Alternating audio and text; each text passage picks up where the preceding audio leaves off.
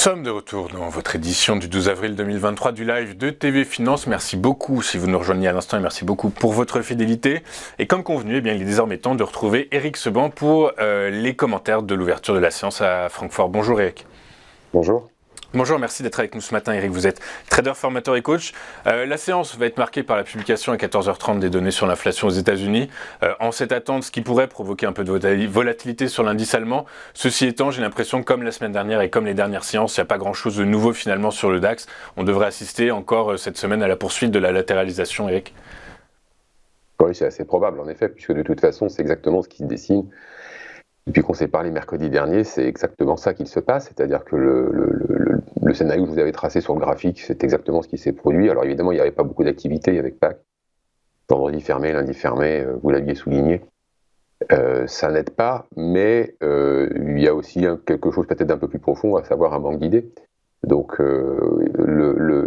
les investisseurs professionnels savent très bien ce qui se passe. Il n'y a pas d'illusion possible. Je veux dire que quand je vous disais ça ne va pas sortir par le bas, bon, bah alors, c'est pas forcément si simple que ça de comprendre pourquoi, mais la sortie par le haut, c'est plus facile, parce que en effet, si vous êtes gérant, même si vous n'êtes pas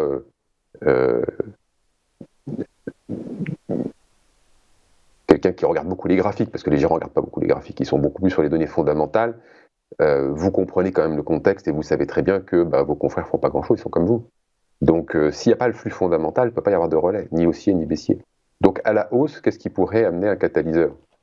Je dis, je ne vois pas ce que ça pourrait être, et personne ne voit ce que ça pourrait être. Donc il y a un manque d'idées, et donc par conséquent des actions qui vont se faire en fonction d'une gestion de flux entrant et sortant pour les gérants. Quand ça rentre, on les met sur des ETF, c'est facile, ça coûte pas cher, il y a de la liquidité, donc si jamais ça sort, et puis si jamais quelque chose se passe, on est prêt à revenir. Mais le problème, c'est que, voilà, qu'est-ce qui pourrait se passer? On ne sait pas. Voilà, on attend. On attend. Je pense que la plupart des intervenants aujourd'hui attendent que quelque chose se passe. Je ne pense pas que les nouvelles, à moins qu'elles soient très en dehors des attentes, et de nature à laisser envisager un impact à moyen voire long terme, je ne pense pas que les nouvelles vont provoquer autre chose qu'effectivement, comme vous le disiez à l'instant, un surcroît de volatilité, comme c'est le cas depuis des semaines, des mois. Donc voilà, ça a marché un peu bloqué.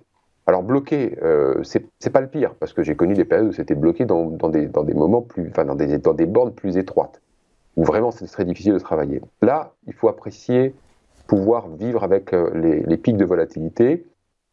Alors on peut à peu près savoir quand ils vont se produire, hein, c'est les annonces, c'est les statistiques. Bon, le reste du temps, ça s'est quand même pas mal calmé.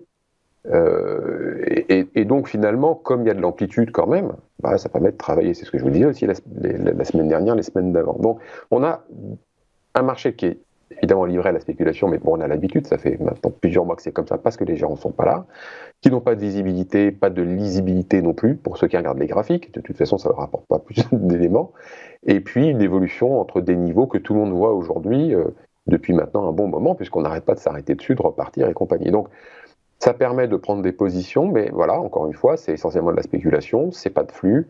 On sort par le haut, on essaye, et puis voilà, on déclenche des stops, et puis voilà. Qu'est-ce qui s'est passé la semaine dernière? Mercredi, on parlait, je vous disais, voilà, le scénario que je vous propose, c'est ça. On est allé chercher la première zone de support, qui était évidemment, comme pas de hasard, le haut de la zone de latéralisation, donc une figure bien connue et assez simple à mettre en place de pullback. Le pullback, il s'est réalisé. Quand tout le monde voit la même chose et tout le monde agite de concert, il se passe logiquement ce qui était prévu. C'est le principe même de l'analyse chartiste. Hein.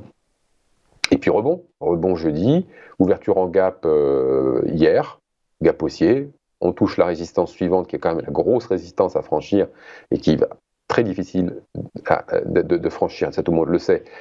Dès qu'on l'a touché, retour en arrière.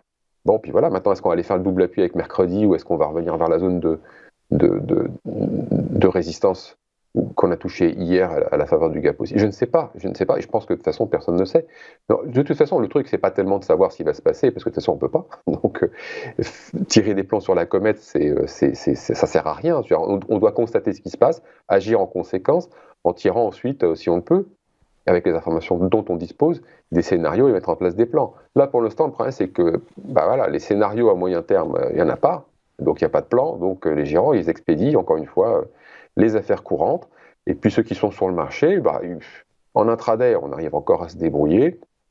Moi, je vous l'ai dit, vous savez, hein, je suis plus trop sur le DAX depuis quelques semaines. Je me suis reporté sur les devises parce que je peux davantage travailler, c'est beaucoup plus facile. Et puis, si on ne peut pas, il faut justement se montrer sélectif et puis attendre des mouvements qui soient lisibles, parce que ces dernières semaines, ils ont été par moments complètement illisibles en intraday. Et puis, peut-être moins travailler, en effet, mais en se montrant plus méfiant, parce que voilà, comme vous l'avez dit, cet après-midi, ça va certainement bouger, tout le monde s'attend à ce que ça bouge, et donc, par conséquent, comme on attend la nouvelle, ce matin, ça ne va pas trop bouger, et ainsi de suite, et l'histoire se répète. Oui, c'est ça, en fait, effectivement, on a l'impression que le DAX est dans une sorte d'état léthargique, mais avec quand même une petite tendance, mais il faut pouvoir identifier en intraday. Du coup, c'est ça, un manque d'idées, et puis on travaille au fur et à mesure des petites opportunités qui se présentent. Exactement, tout à fait. Et la prochaine opportunité, c'est donc 14h30, la publication de l'inflation aux États-Unis. Merci beaucoup, Eric, d'être avec nous tous les mercredis matins. Je rappelle que vous êtes trader, formateur et coach. On marque une rapide courte page de publicité. On se retrouve juste après avec les Market Movers de Daniel Cohen de Lara. Tout de suite sur TV Finance.